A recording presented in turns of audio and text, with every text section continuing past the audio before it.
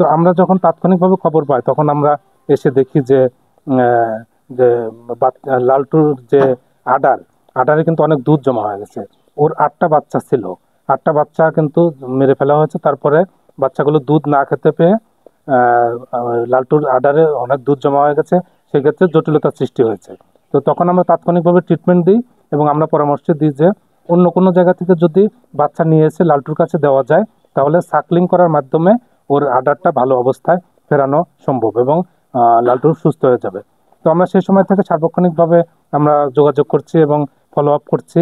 তো আজকে আমরা আসছি এবং দেখতে পেয়েছি যে লালটুর কাছে কিন্তু 2টা বাচ্চা নিয়ে এসে দেওয়া হয়েছে এবং তারা কিন্তু লালটুর যে আডার দুধটা সাকলিং করছে এবং ওর জমে থাকা দুধটা কিন্তু আস্তে আস্তে সাকলিং এর মাধ্যমে বের হচ্ছে। পদ্মা সেতু, মেট্রো রেল এবং এলিভেটেড এক্সপ্রেসওয়ে নির্মাণের গর্বিত অংশীদার বসুন্ধরা সিমেন্ট। তো এই অবস্থা এভাবে যদি চলতে থাকে তাহলে লালটু ইনশাল্লাহ সুস্থ হয়ে যাবে এবং স্বাভাবিক জীবনে ফেরত আসবে। কুকুর একটা বিশ্বস্ত প্রাণী।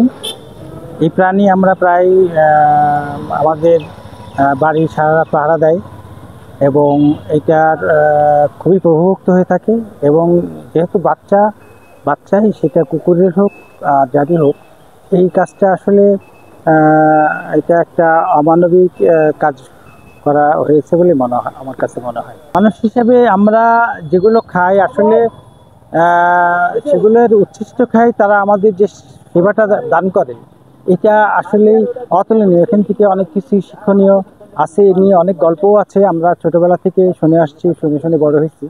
কিন্তু আসলে এই জিনিসগুলোর এই মানবিক বোধগুলো আসলে আমার মনে হয় দিন দিন আমাদের মধ্যে থেকে হয়তো কমে যাচ্ছে, যার কারণেই এই ঘটনার ঘটছে।